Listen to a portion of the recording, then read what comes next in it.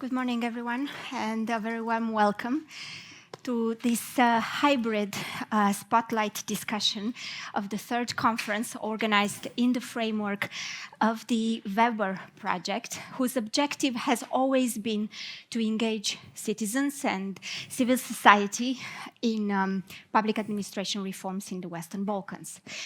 Today's panel will shine a bright spotlight, we hope, on citizens in particular, and on the role that citizens can or should play across the region in monitoring the work of their public administrations. And to this end, we will first reflect on the experience of the European Union and of the member states with citizens' involvement in political affairs, beyond elections, of course, and at different levels of government, so that we can extract best practices and lessons learned that could potentially be translated now also in the Balkan context.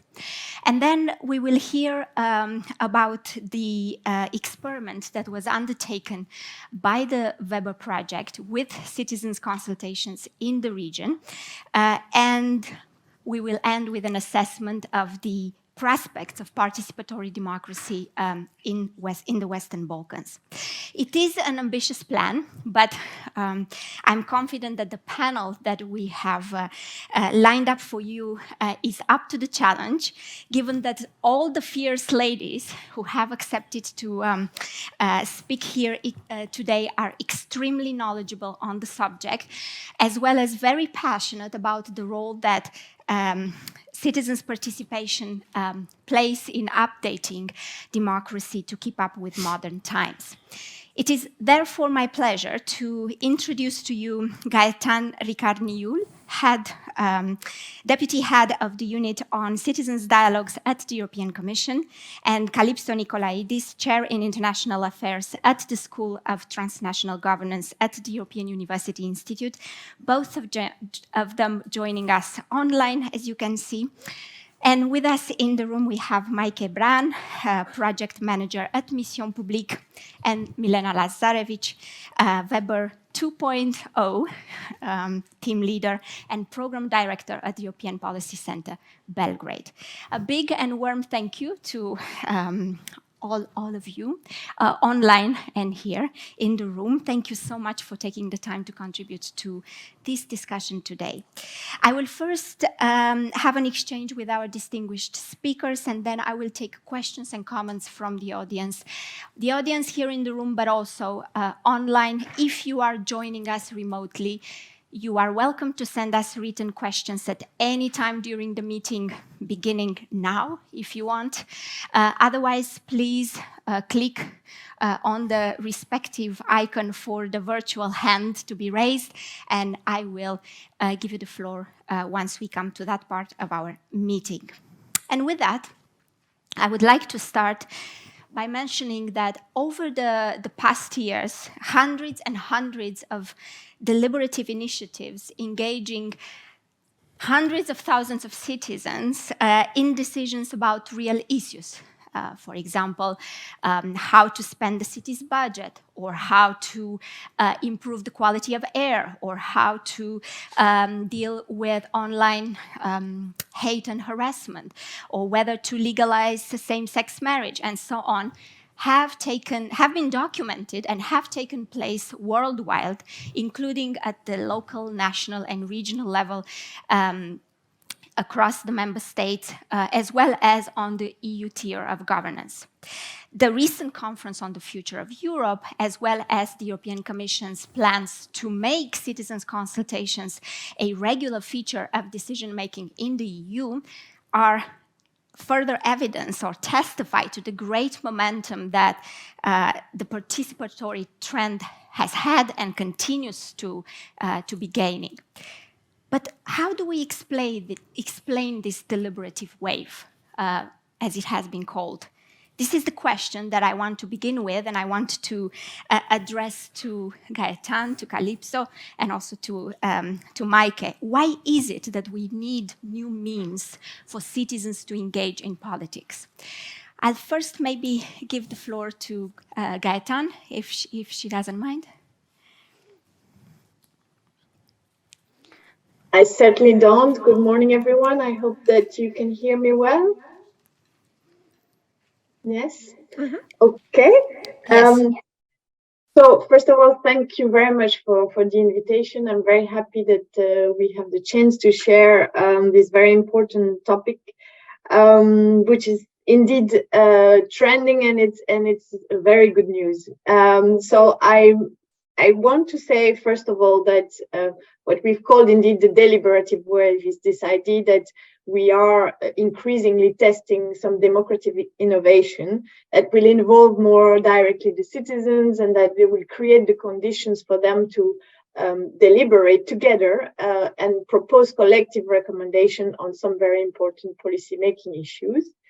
I will talk later about the specific experiment we had on that at the transnational level with the Conference on the Future of Europe. But why do we need this? The first thing I would like to highlight here is we are not building that against representative democracy. And I would like to really emphasize that, because there is also some people who might want to push this as a major criticism of representative democracy. Of course, it has its weaknesses nowadays, and like most systems which shows some sign of fatigue, we need to innovate, and this is where we are. We need to create spaces for citizens to discuss together, deliberate together, make policy recommendation outside election.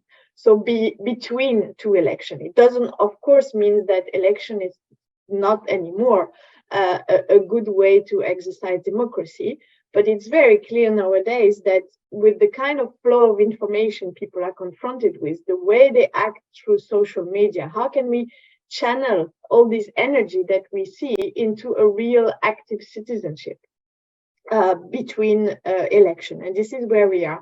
And the second element where I think we need to develop more this kind of new participatory and deliberative processes would be about the 3D. So the first of all is deliberation. Of course, we mentioned it. I think it is very, very important nowadays in a world of this social media activity where people tend to act very individually, to create these spaces where citizens can be together, collectively discuss and make recommendations. The other D for me is dialogue, because how are these recommendations made? They are made through a peaceful dialogue, and it's quite important nowadays in the context that we all know, that we create these spaces where citizens can discuss together peacefully and make recommendations. And the third D, which for me is very important, is the diversity element, because this is something that is not happening so much anymore, that people from very different backgrounds are meeting together, discussing and changing. And this diversity, and this is for me the strength of this deliberative wave and of these deliberative processes, is that we are creating citizens' assemblies that are representative of sociological and geographical diversity. So we have people from all ages, different genders, different geographical background, urban, rural, people with different level of education, socioeconomic background, talking together.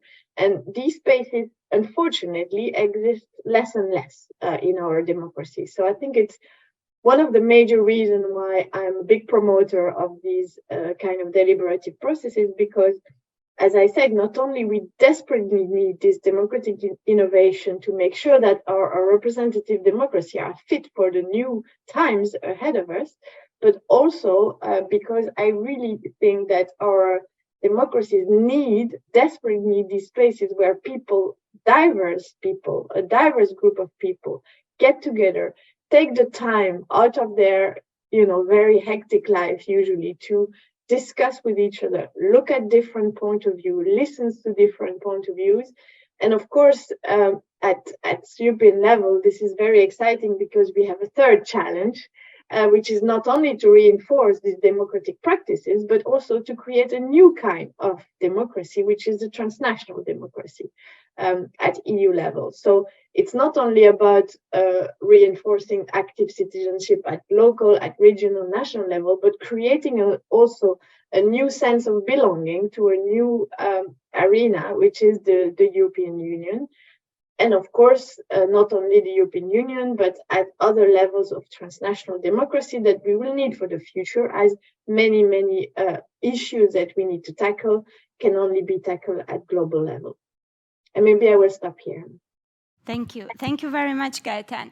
Kalypso, we've heard that for Gaetane, this is a democratic innovation that is helping to channel citizens' energy into active citizenship. What does it mean for you, and why is it important?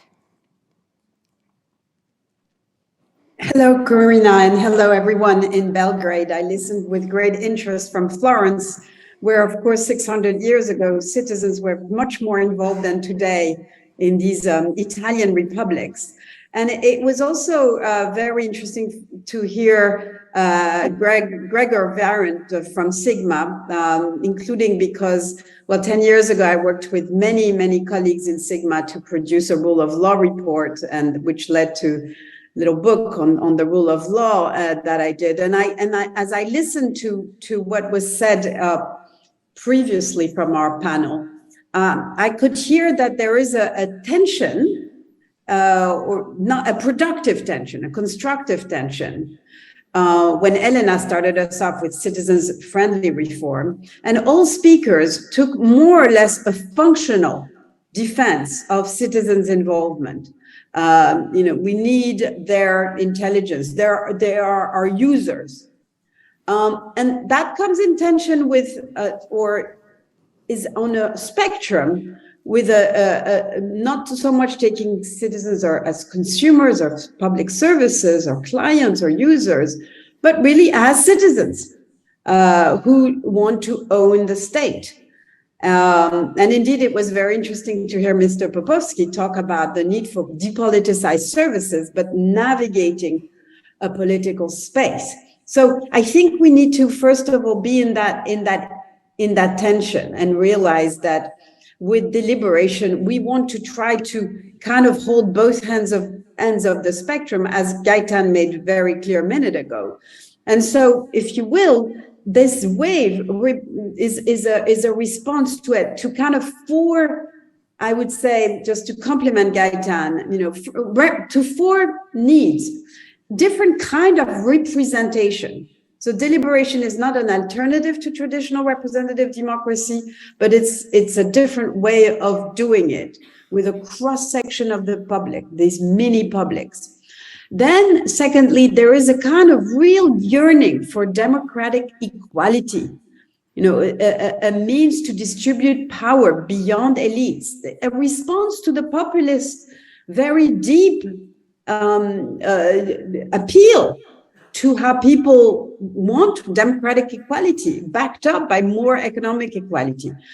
And thirdly, perhaps important if you're a kind of political philosopher that cares about structure, is the idea of greater impartiality from these deliberative citizens, because, well, they come and go in these assemblies, so they can't be captured so easily by special interest, by corruption, etc. They're not perfect, and Gaetane was their greatest advocate and defender, during the European Citizens Assembly, and we all thought they were amazing in rising to the challenge. But of course, they're not perfect, but at least they can't be captured. And so, when you're talking climate change, for instance, well, you don't want captured citizens. And finally, maybe very importantly also, is this question of diversity, epistemic democracy, as we say with our jargon, and the idea that a much more diverse range of viewpoint will be heard by people who haven't made politics their career. All this, and that there is a kind of wisdom of the crowds that come from that. Now, all of this to say that I really want to back Gaetane's point that what we're discussing today is how these deliberative processes can back up the kind of administrative reform that you're speaking about, not just to design them, but actually to monitor them. So at every level, there will be a plus and not a replacement, neither for the administration, nor for politicians, nor for judges. Mm-hmm.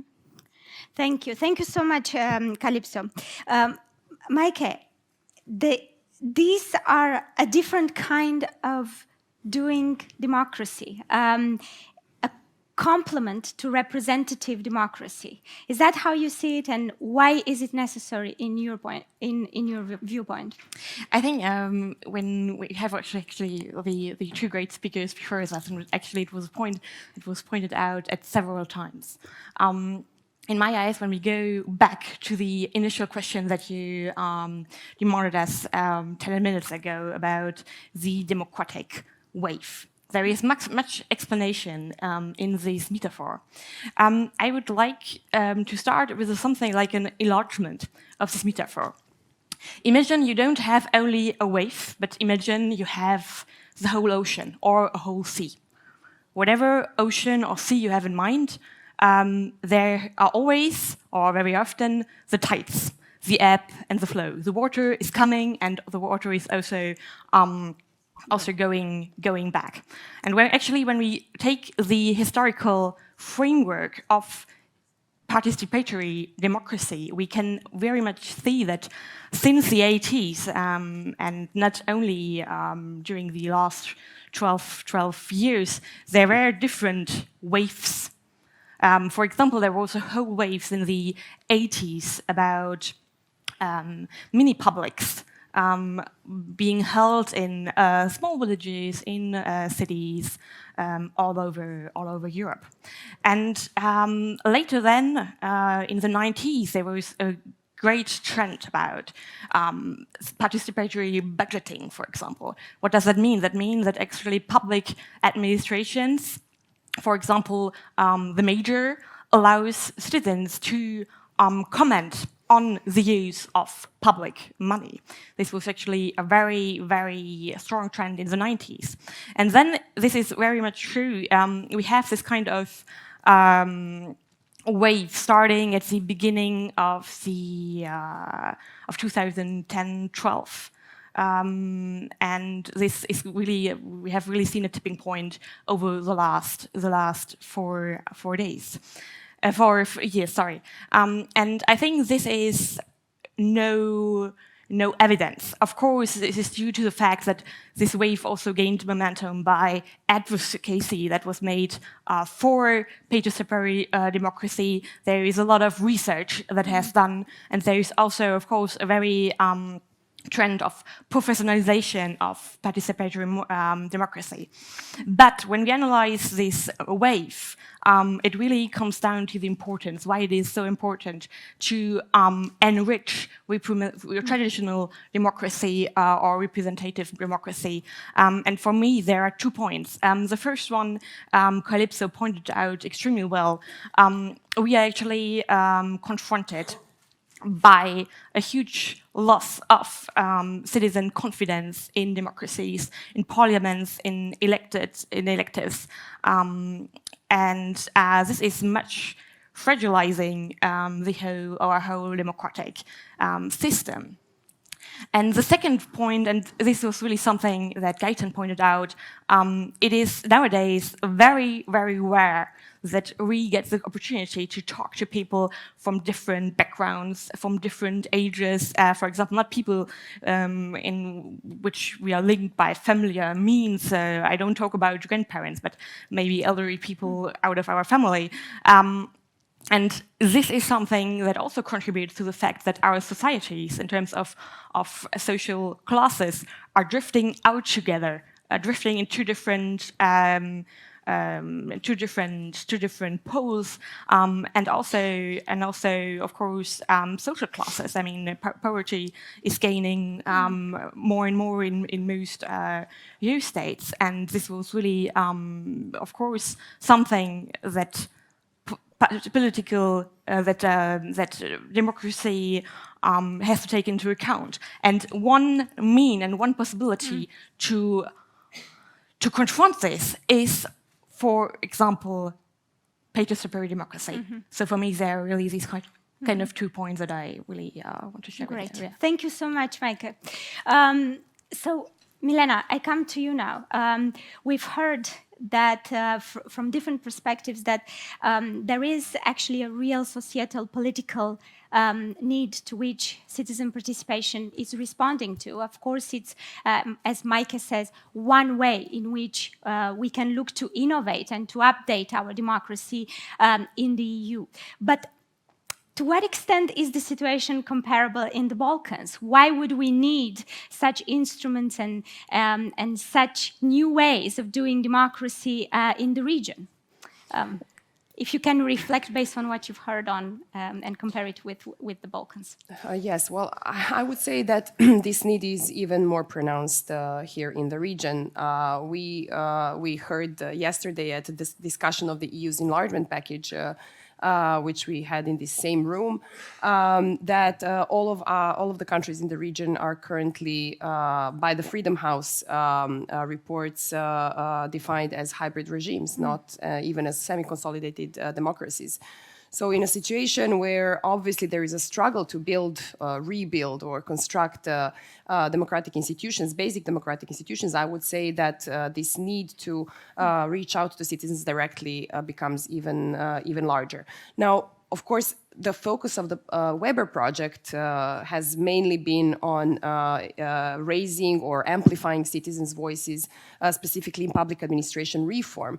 But I think that what we have done, or what we have started doing through the Weber project, is just one test or one issue in which we can use as an example, but then actually speak about and plan to improve and to widen these experiences and these practices to all other issues. And you mentioned many issues in which citizen consultations and European citizen panels were organized in the European Union, which are not related to what we have done in our project, but which we could also disseminate to other areas. So basically, when citizens actually don't trust in the democratic institutions, so when they don't necessarily trust the elections, the democratic process, it is extremely important, at least for those of us in the non-governmental sector, to try to reach out of them and to try to amplify, and as I mentioned in my intro speech, to speak with their voices to the policymakers and decision makers. Over the years, since 2015, Weber project has insisted a lot on speaking with evidence, and we have all really thought, and we still think that for us as civil society, it is important when we speak to the policymakers to speak with evidence, to speak based on facts.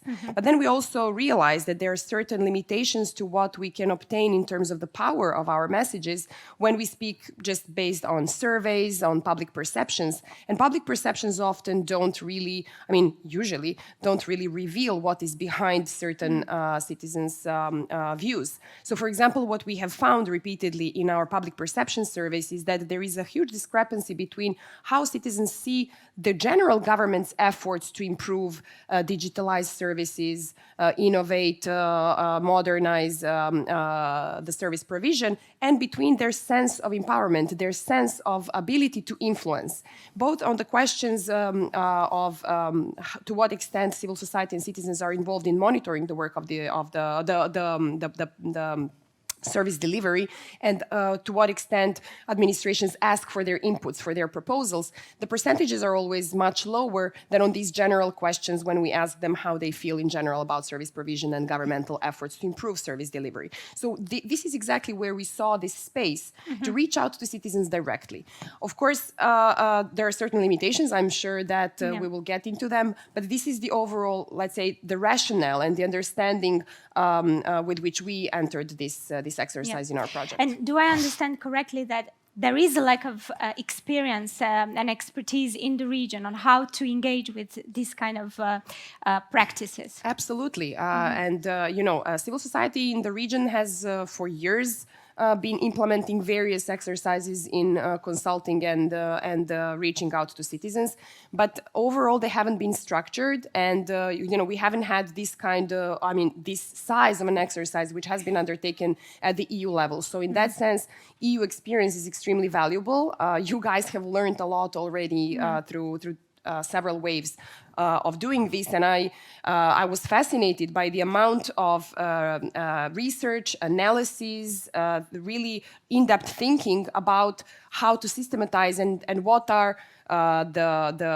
let's say necessary elements in order to make these consultations and these participatory processes not only a nice exercise of talking to citizens and gathering their inputs, but also in actually changing people's maybe very narrowly embedded views, because they did not have a chance to deliberate with people of different opinions. So these are all extremely important messages and the extremely important lessons learned that we still need to find good ways and good capacities to implement in the region. And I hope that we can now share some of these lessons and best practices. So I will turn to our EU-based speakers, including, starting from Maike this time. And I was wondering if you can tell us about some of the concrete instruments or ways in which citizens are involved in politics in the EU member states at the national, local, regional level. Sure. Of course, it's difficult to give in this framework a whole list. No, sure. So, just some examples. So just really some examples. Of course, it's the most important fact to remember is that there is citizen participation on really every political governance level. This is the first key message. We can actually see today that about 50% of participatory projects are held on the local level, for example, by local participatory budgeting. We can see also, of course, a large of citizen assemblies. We also have, of course, citizen dialogues, and also we have citizen juries. The difference between assemblies and juries is the fact that juries are very much often on a little bit smaller scale in terms of participants, rather about under 25, and other formats are trying actually to mobilize in general amount of participants that is over this value. Of course, I think this is also very much due to the fact that policymakers think, of course, citizens can respond best to issues that are on the table directly in front of their house door, which is, of course, not only not true, and there are other formats proving this. So, of course, citizens can also engage on a regional level by the same formats, participatory budgeting, and also panels, dialogues, and assemblies, for example. We can nowadays see that the amount of regional participatory projects are about 30. So when we come back to the numbers, you see that 80% of on projects based on participatory democracy makes 30% out of it. So there is a strong belief in the fact that local issues are more relevant. And this is something that me personally, I don't think it's true, and this is something that we need to foster, that actually citizen experiences and intellectual and collective intelligence can be of great value also on other steps of governance.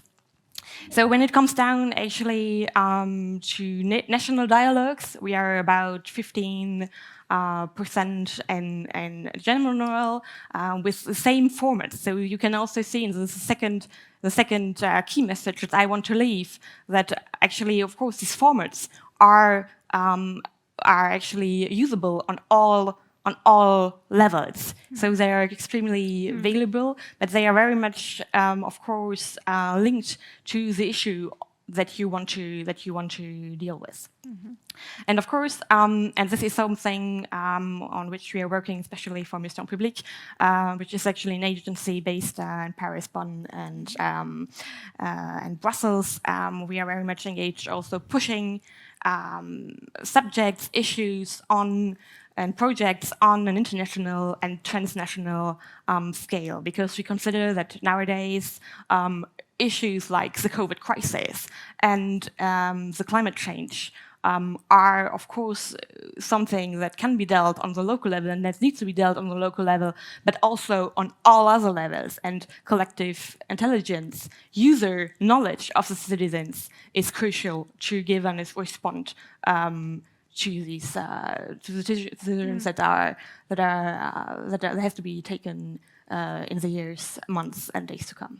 Thank you, Maike. And this leads me very smoothly to Gaetane, because, of course, as we've heard, this efforts to innovate democracy have not been confined only to the member state level.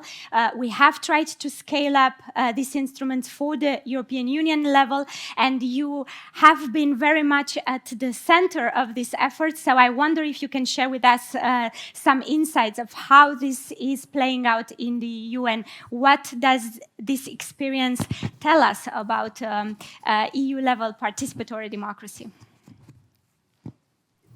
Yes, thank you, Corina. I think it's important indeed that it was recalled that this has been a practice going on for quite a long time now at local, regional, and more recently perhaps also national level. We've seen a few citizens' assemblies which have been a bit more visible in the media, in Ireland, in France, in Germany. At the pan-European level, we had also some experiments, but at a very, very small, with very small ambition and scale. So this conference on the future of Europe was really an unprecedented exercise. We did it for 1 year, and it was striking in two ways. First, it was the three main institutions of the EU, so the European Commission, the Council of Ministers, and the European Parliament, who together organized this conference, which made sense, of course, for the citizens who was asked to give his opinions and views on the future of Europe. And of course, then it makes sense that you actually address the three main institutions who are the main legislative actors for the future of Europe. And the second striking element is that in all the main pillars of the conference, we tested democratic innovation. And as Kalypso was saying, with a lot of success, with things that we can still improve, but I think that the sheer fact that in all of these pillars we had something innovative was very important, because now we are building up on these innovations to create a new phase of citizen engagement in the EU. Very shortly, what were these innovations? Maybe to remind everyone, we called the three Ps, which were the three pillars of the conference. The first one was an online platform. The two important innovations on that platform were the fact that it was a deliberative space, and it was a multilingual deliberative space. Thanks to e-translation, we could have, a Slovak commenting on an idea coming from an Italian, responding to one from a German, and we created this space for a direct exchange between citizens online. The second pillar was the one that is the most related to what we are talking about today, were the European citizens panels. So 4 randomly selected citizen assemblies, representative of EU sociological and geographical diversity. They met 3 weekends and they made policy recommendations. And these recommendations were brought to the third P, which was the plenary, which was also an unprecedented body because it mixed the citizens coming from the panels, national and European panels, and political representatives, but also organized civil society, local authorities, so a body of 450 members who worked together for a few more weekends and made policy proposals. So what we are doing now is the follow-up phase on these proposals. We had 49 proposals with more than 320 measures. Each institution is now looking at it. We are doing the follow-up. There will be a feedback event for the citizens in December. And we are on that basis also following up on the recommendation that we are linked to citizens' engagement and participation, because the citizens ask for more. And so we are building up a new phase of citizen engagement. On the European Commission side, it means that the President of the Commission has announced it, that the European Citizens Panels will become a regular feature of our policy making. So every year for 2 or 3 key initiatives, we will have a European panel that will provide policy recommendation. As it is for the European Commission, it is before a proposal is made. So we'll have the first one very soon on food waste. And of course, the online part also will remain, because this deliberative space will be kept. We will have a one-stop shop online for all citizen engagement for the European Commission. So linking the existing public consultation with the European Citizen Initiative and with this new deliberative space, where we would like more citizens to join in giving ideas for policy making at EU level, because at the moment we have to be honest that the public consultation are mainly for stakeholders, not so much for citizens everywhere. So we hope to combine these new citizen assemblies at European level with an online participation. Mm-hmm. Thank you very much, Gaetane. Real progress, real things happening, very exciting. Just I'm wondering if I can use this opportunity to ask here in the room whether you have heard about the Conference on the Future of Europe that happened. If you have heard, please raise your hand. I'm very curious. It's good that I don't see it, right? No, actually, Gaetane, you'd be surprised, but I would say about half of the people in the room have heard. So this is good news, which I don't know. I want to take as excitement or eagerness that they are following what's happening in the EU and possibly want to be engaged. So maybe next time around they will be engaged. But coming to now to Kalypso. How do you assess these efforts that have been going on at the national and European level? Is there a correct way to do these kind of exercises? So in terms of principles, in terms of standards, I mean, I think Gaetane touched very briefly on some of the important issues that one has to watch out for. But I wonder if you can go in a little bit more detail for us about what is important to look for when implementing such exercises. Corina, I think that Gaetane very brilliantly explained, the innovative character of COFI and the fact that indeed it's an experiment. This is the key term. Now, of course, experiment doesn't mean once and for all experiment. We talked about, Maike picked up on deliberative wave, but this is a wave of experiment. That is, you learn from one to the other. So for me, the first key to progress is this willingness to learn from each time. And that's what Gaetane is describing now with the way in which the Commission is going forward with citizens panels. The second thing I would say, it would be to really pick up on both Maike and Gaetane. This wave turns into an ocean, Maike. Well, not everyone is swimming in that ocean. And they're staying on the beach. So what we have learned also is that it's quite a challenge to connect to the greater public sphere.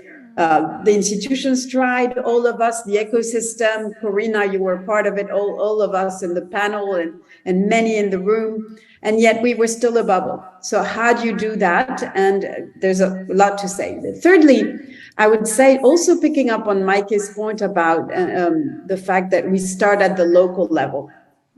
I think that at this stage, this conference is about reform that starts at the local level. It's about bottom up.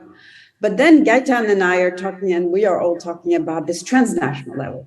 Now, let's stop thinking of these as different logic. What we need to have, the vision we need to develop is for pan-European ecosystem of deliberative and participatory democracy, where you have a lot of, it's not just about scaling up, that we have horizontal connection across border, across towns in Serbia or Montenegro or North Macedonia, but also across countries. Gaetane was just talking about the beauty of the platform that allows for this direct exchange, and that was by design. So this horizontality means that we're not separating the local and the transnational. They're about developing a culture where we know about each other's processes.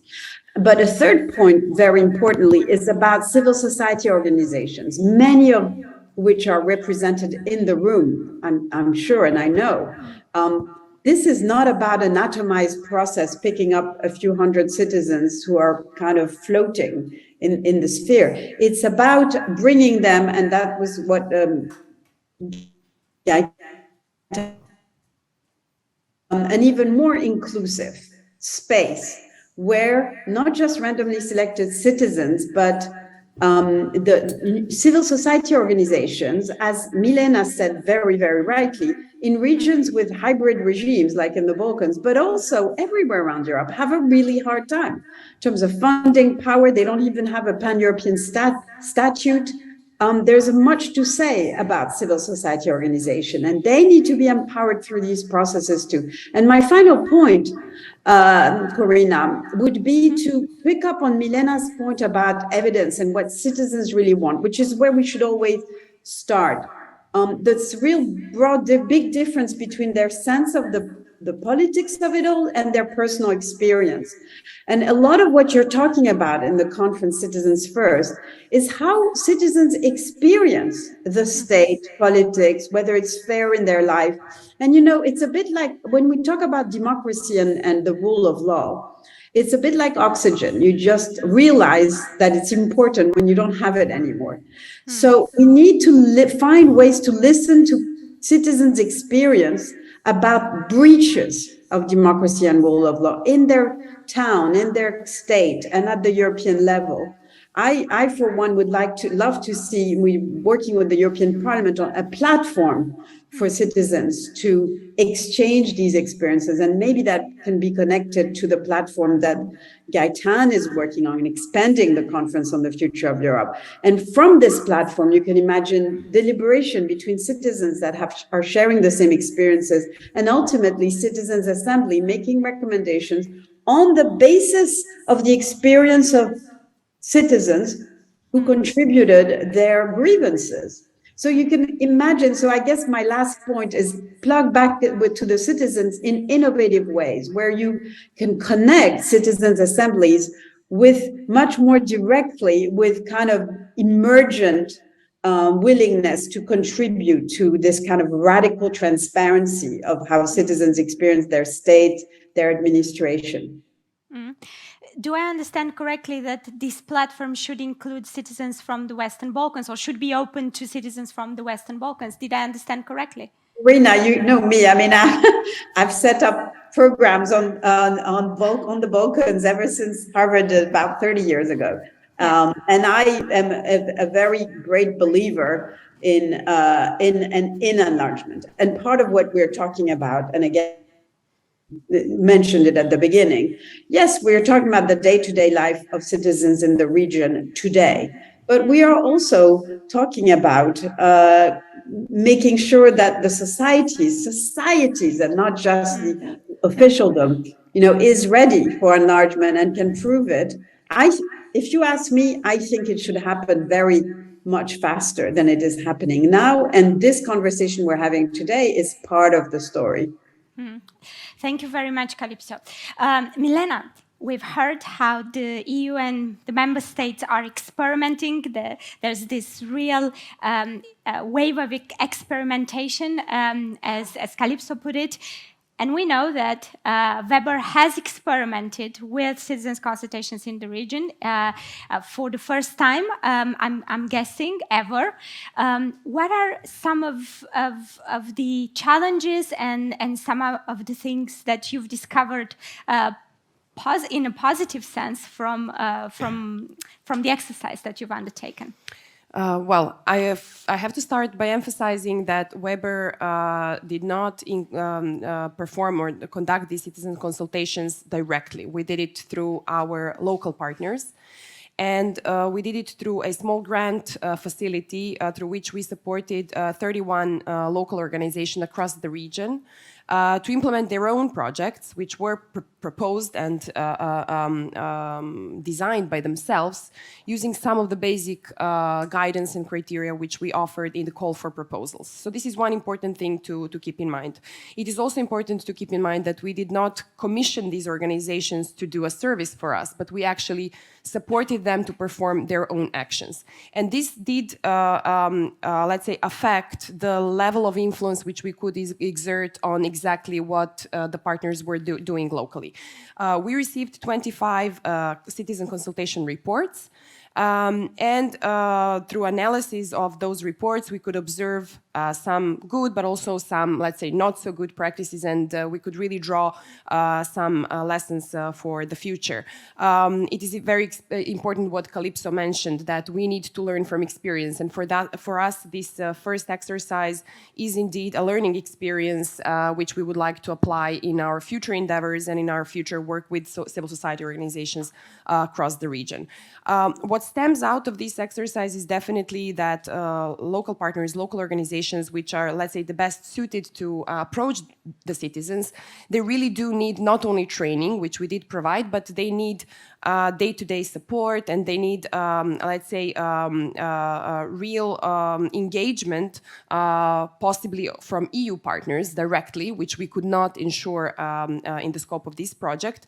It would be ideal, actually, that they receive more direct support from the EU organizations that have experience in order to be able to apply all of the criteria which have been mentioned and which also colleagues from EPC insisted on in the training which was provided.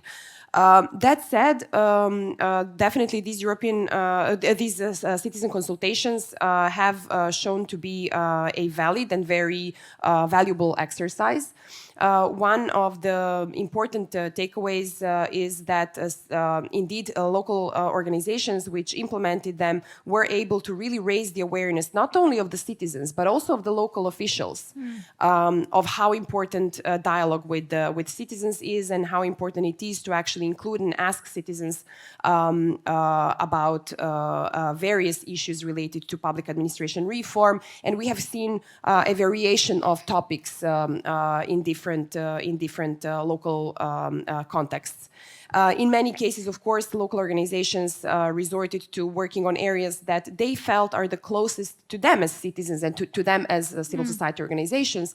So they focused on issues related to transparency and participatory character of the local decision-making process. For example, digitalization of services, which is an important issue for citizens. On the other hand, we can say that what was lacking was more structure in ensuring representation, ensuring diversity. There were some good examples, and we will hear some examples in the first panel tomorrow, where several of our grantees will speak about their experiences and how they conducted these citizen consultations and how they went about also targeting participants. But it is quite difficult sometimes for local organizations to step out of the comfort zone and actually reach out to the wider society and ensure that they can have a really diverse group of people around the table or in the room. And of course, I mean, obviously this was this was a bit easier for organizations that already deal with, for example, some issues related to gender equality or dealing and assisting citizens with disability. It was obviously a bit easier for them because they had more direct access to these diverse target groups and groups of citizens. But this is an important lesson that we need to contemplate and to see how, and this is where also I would really welcome some observations from the colleagues from the EU. Another issue that we could observe from this first exercise is that while the organizations made a lot of effort to inform the citizens, to enter into a dialogue with citizens, there was very little deliberative character in these projects. I think we only had one consultation event, which was really of deliberative character to a greater extent. So what is missing is this interaction between citizens, which actually allows for new learning and for this added value in the best sense of that word. So this is where we also need to do a lot more learning, and where I think in the future EU experience will be quite important.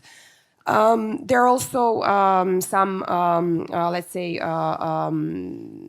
other topics and other issues that we could observe. One is that obviously citizens were quite welcoming of this opportunity to learn more about their rights as citizens. So, for example, some of the grantees, some of the organizations, they talked to citizens about how they can better exercise their right to information, to obtain information produced by their local administrations or by the central administration. And those kinds of interactions were quite useful in the sense that citizens really learned something valuable about their own rights as citizens. And this goes back to the very nature and origin and rationale of the Weber project, where we really want to help empower civil society and citizens to be actors, not just consumers, as one of the previous speakers mentioned, in these governance processes. I think I'll stop here. Thanks. Yes, thank you very much, Milena. I mean, I want to then come back to our EU-based experts so that they can hopefully provide some advice to having heard the challenges that you've encountered, and maybe some suggestions on how do we go about making participatory exercises more representative and more deliberative in context where there's little experience with such instruments. But at the same time, I want to encourage, if there's any questions or comments from the participants, please raise your hand. And while participants are deciding on whether they want to intervene, I come back to the panel and maybe start this time from Kalypso, because I know that you might have to leave us before the end of this meeting. So. Indeed, and I apologize for it, but I'm teaching 10 minutes ago, so I will have to leave. And as much as I wish to be there in person and discuss in great detail with Milena all the amazing work that the project is doing. And I would say that one thing is to kind of make politics more fun. I mean, to these issues more interesting for citizens is to make them more agonistic. So to point to, that there can be different viewpoints on a lot of these issues. And what are these viewpoints? At the Conference on the Future of Europe, it happened very much in the plenary, but not always in the citizens' panels. Whereas when you look at the Irish experience or many other experiences that have been documented, Maike was talking about, and Mission Publique has been so involved in, well, we had very difficult decisions that politicians couldn't really make. And so you needed citizens to kind of weigh in, as on abortion or gay marriage, etc. But there can be more more smaller decisions at the local level. Should we build this? Should we spend the town's money? This is participatory budgeting on this or that. And people will disagree very intensely. Should we take refugees? Where should we put them? And so that's one issue to get people to kind of wrap their heads around trade-offs, because politics and the state and living together is making very difficult trade-offs. Will we support vulnerable home or farmers? Money is not infinite, resources, energies. So getting people to do politics, but with a big P, not the small p of political capture and nepotism and corruption, And also, Milena was talking about better, how people better exercise their right. My experience in working on rule of law and democracy in the Balkans is that it's very much about, yes, the laws themselves, yes, the institutions, but really people understanding that they can change power structures, which are asymmetric, that it's a whole political culture that it's all about. And to really get them to see that if they lose their rights, what happened to them very concretely. So put ourselves in situations, in storytelling. What happens when you don't have this right? Today you do. What happens when you don't? Or tell me when you didn't have it. Listen to your neighbor who didn't have it. And what could he or she do? So a lot of controversy and storytellings are two things, but they're not the only ones, and we'll continue the conversation. And again, I apologize for leaving early. Thank you. Thank you so much, Kalypso, and thank you for making time to be with us here today. Very, very interesting, as always, to listen to you. Now, storytelling, controversy, and if I understand correctly, also the advice to start small. You don't necessarily need to go big from the first time. Start small, do it often, practice makes perfect, in a sense. That's one piece of advice on the table. Gaetane, what is your recommendation? What would your recommendations potentially be? Yes, I mean, of course, you can start small experiments. I think there are basically three basic questions to ask. Who you want to talk to, how, and what for. The who is extremely important, of course, and I think you mentioned it when you said that some of the organization went in their comfort zone.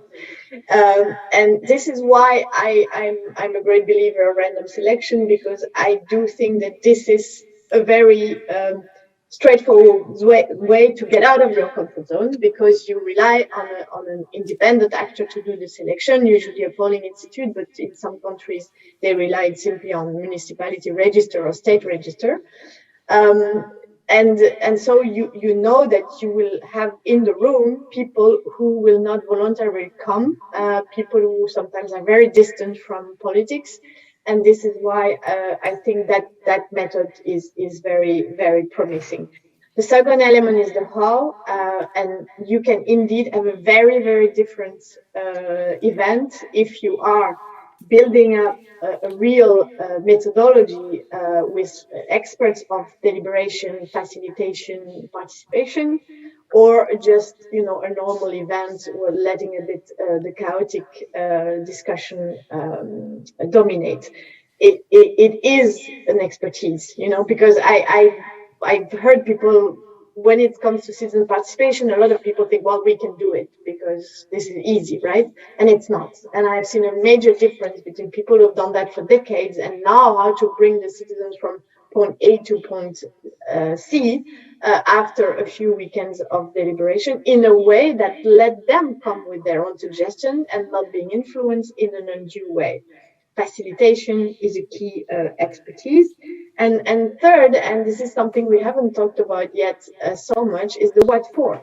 I think if you mobilize citizens for a time out of their private professional life for active citizenship, it needs to be very clear what they are there for.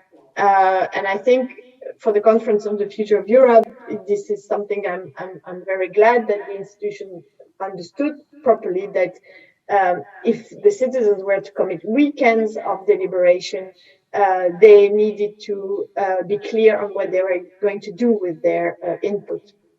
And it doesn't mean that all the citizens' participation format have to lead to policy recommendation that will be implemented. But you need to be very clear at the beginning of why the citizens are there for. So I think these three elements, with the who, the how, and the what for, you can actually very, very, in a better way, build up solid citizens' participation and deliberative formats. Mm-hmm. Thank you very much, Gaetane. Maike, Mission Publique has been very much involved in designing the Conference on the Future Europe process, and of course you have a vast experience with such exercises in practice. how do you deal with the challenges linked to representativity, but also how do you guarantee that there is deliberation happening in the process? I think we are very much committed to the values that actually Gaetane and Kalypso pointed out. For us, there are really three main attention points that we always need to consider. The first point, and maybe this new one, we are talking about what. What is the issue? This is important because it's framing actually, of course, also the whole process. So when you're doing participatory exercises, of course, you need to decide about what you're talking about. The second point, and if I'm sorry to interrupt you, is it fair to mention here that the what should always rather be narrower than too broad? Where do you stand on that? It depends on very much on the time you have to discuss. I would say that there are processes where you can start large because you know that you have time, and then sometimes when you don't have maybe less time, it's better to narrow down. But when you have more time, it's always great to do agenda setting and narrow down with the citizens because they can give you very valuable also information on what is important for us, and this gives you actually information about how to prioritize issues. And this is something also which is extremely valuable. My second point is actually, when I totally agree with Kalypso and Gaetane, with who. And in my eyes, this is the point where you have to put a lot of energy in. Because just like Kalypso pointed out, not every person is sitting on the beach on their travel. Sometimes you need to go very far and to make sure that these people, maybe they have never seen the beach, maybe they have never seen the ocean, but you need to make sure that they are on the ground with you. And how do you do that? So actually we have a huge advantage in the EU, meaning that actually we have nowadays agencies providing these services. For example, they call really completely arbitrary phone numbers, and so they go through a lot of processes and then giving us actually the participants. So it's not actually our work. We can't provide this, but there are agencies in it who are specialized in it. But are these recruitment processes expensive? They are expensive, yes, but they are worth the money. And what happens if you don't have the resources? Are there any other ways to go about it? Yes, I think then that is the point where actually your expertise is so valuable, because this can also, of course, go very much about NGOs, cities, associations, talking to these people. And sometimes they also have to, of course, go to really very creative means, meaning that you go to places where you find these people and talk to them directly. This is the most hardest part, and there is a lot of energy where you need to put it actually in. My third point to get back is after with who, and I totally agree with Gaetane on it. I think the people, once you have gathered them together and they have discussed, they need to know about why they are there, to who they are talking, and what kind of impact they can create together.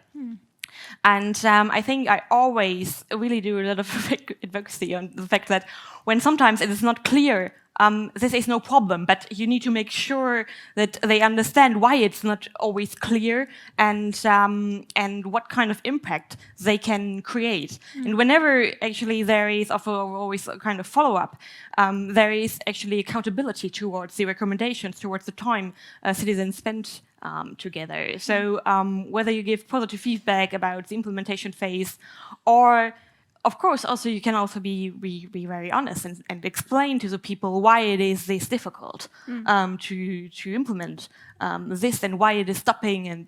But the transparency and the impact, in my eyes, is extremely important. And so this is really, of course, also my kind of key message for you. Don't do citizen participation because you see a wave coming up at the horizon and everyone is doing it. Really go to these kind of questions and use it when there seems that opportunity in which these key actions we pointed out are feasible. Mm-hmm. Thank you very much, Maike. We seem to have lost Gaetane. I hope she's still with us. I don't know if that's the case. I am. Yeah. Can you hear Okay, me? great, because I just don't see on the screen anymore, Gaetane, but happy you're with us. Before I continue the conversation with the panelists, I wonder if there are any questions in the room. There are no questions. I wonder whether it's because you're shy or because it's the first time we're discussing these issues. But in that case, I want to maybe ask you a few questions. Just if you've ever participated in a consultative process, please raise your hand. You have. Okay. Anybody wants to just say what it was? You don't have to go into details. Just mention what it was all about. I saw you raising your hand. Can you just tell us what this process was? Yes, that you participated in? Consultative processes in terms of shaping the national program for the use of pre-accession funds. Right, as civil society? No, from the side of the government. From the side of the government, okay. With civil society, so with not directly civil society. Citizens, but still a consultative process. Okay. Anybody else wants to share? Yes, I see a lady, a brave lady. I'm so happy. Great. Tell us. Hello, Entela from Albania. I have participated in consultants in the municipal level about the gender budgeting before the let's say, planning of the annual budgeting of the municipality. We were invited and engaged in putting more women in the consultant process from the municipal. As you participated as citizen or civil society? Civil society. Civil society. Anybody participated as citizen in an exercise, participatory exercise? No, okay.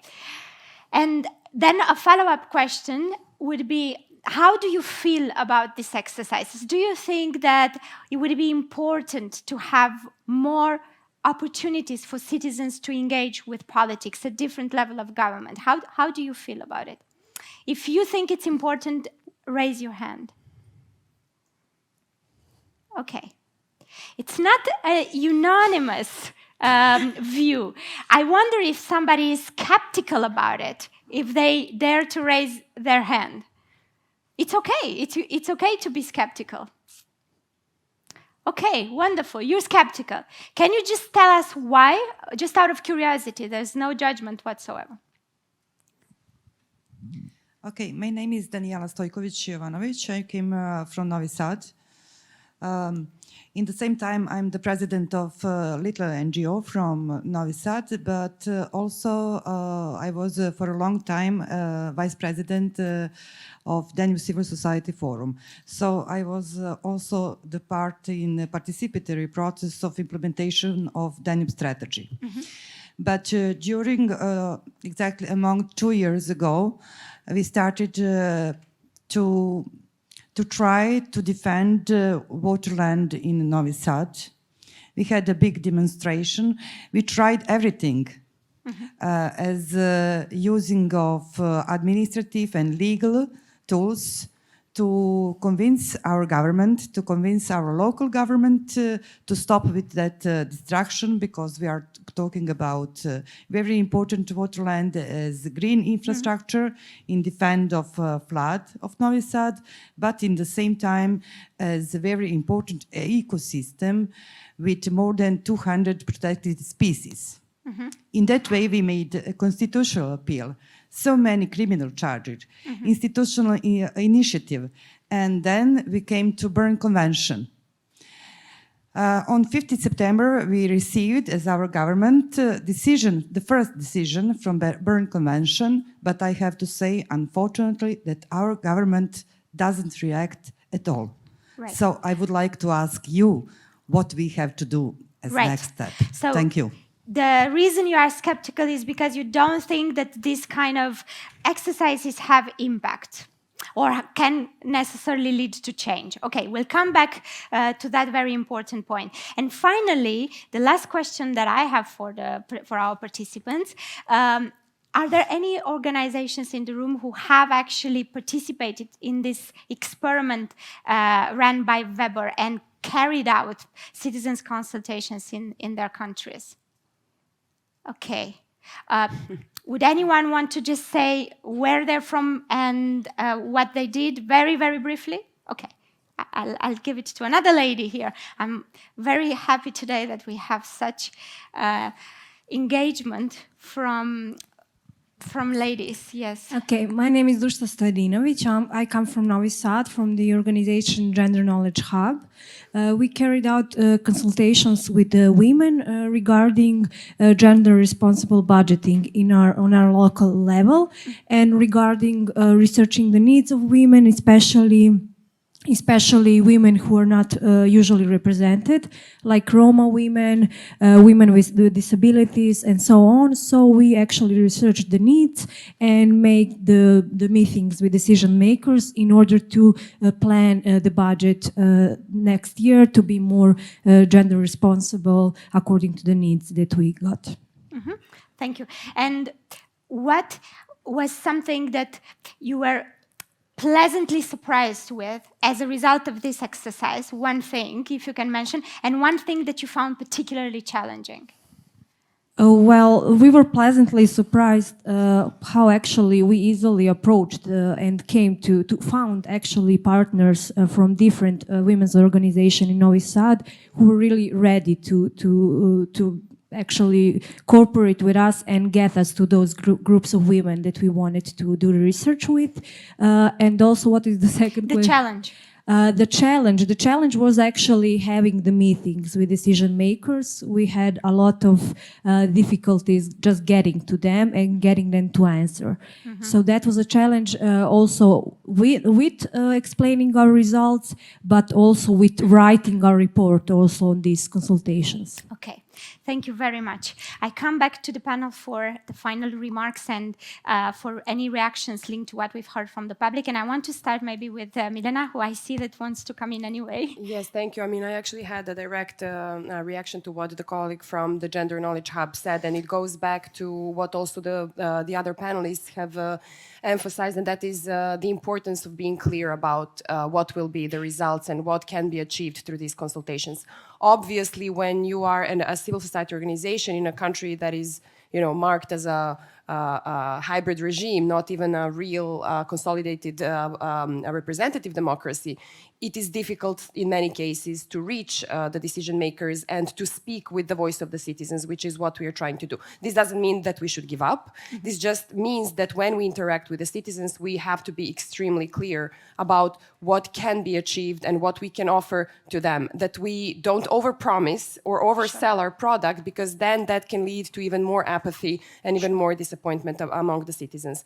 One thing which we noticed and which we came across in some of the reports from these consultations was that that organizations reported that in some cases citizens were afraid of taking part in their consultations. They were afraid that they would lose their jobs, that somehow being open and honest about what doesn't work in the local administration, in the local context, might have negative consequences for them.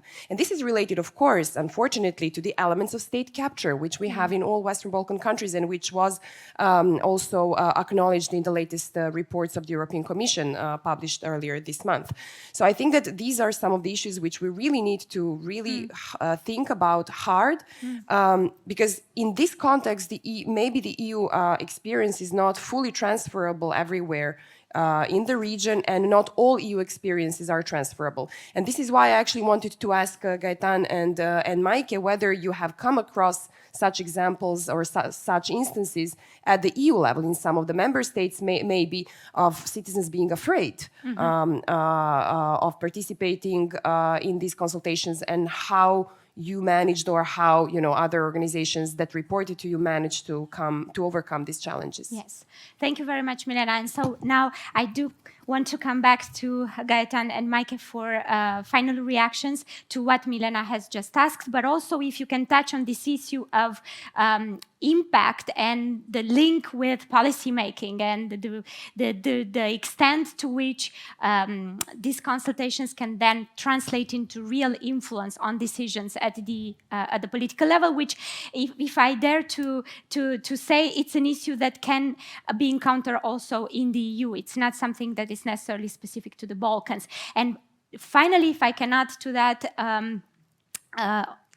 what is your opinion about this idea that Milena has put forward regarding the need for the region to be supported not only theoretically in this exercise of passing best practices and lessons learned, but also practically, hands-on, with maybe technical experts coming to the region and working shoulder to shoulder with actors on the ground here in implementing such exercises so that they can get better and understand better what they entail and how they can do it in a more effective way.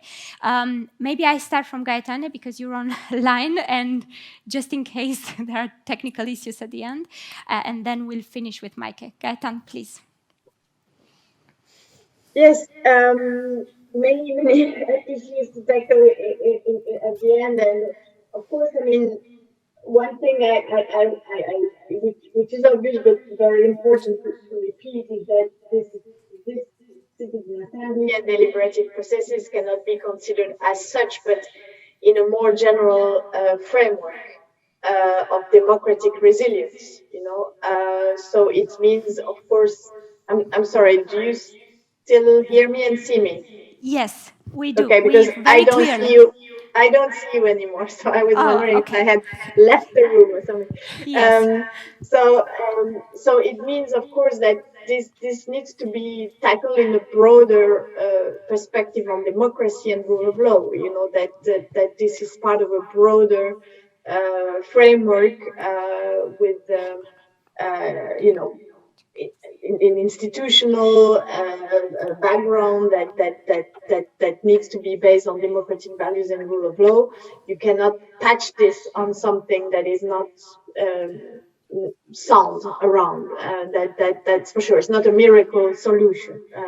But having said that, I mean, I want to congratulate the organizers, because this comes from an organized civil society network, and I have to say that, strangely enough, in the EU, what we have been, the resistance we have seen sometimes is not only from political representatives who are afraid of this new innovation, you know, a bit scared by what they could bring, but also sometimes from organized civil society that sees that as a threat to their own activity and sphere of influence.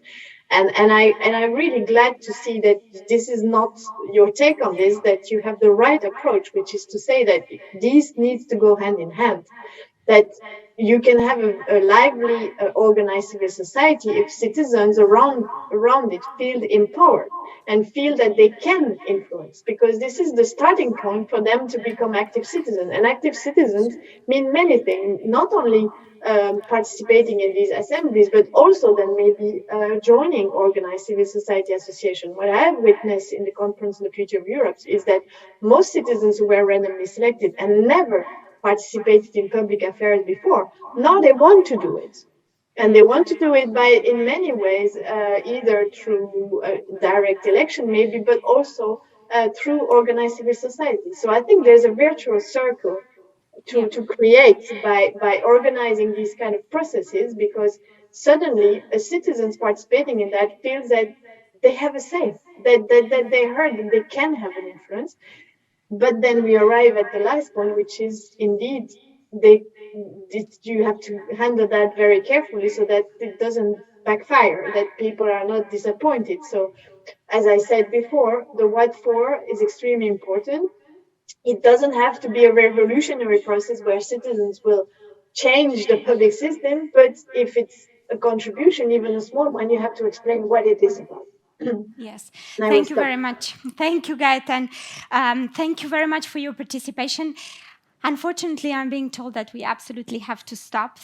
But Maike remains with us, so any further questions can be addressed also during our break directly to Maike, and we can continue the conversation. I want to thank our speakers very much for their contributions. Really, really appreciate it, and also to our participants. And I wish you a successful continuation of the conference henceforth. Thank you.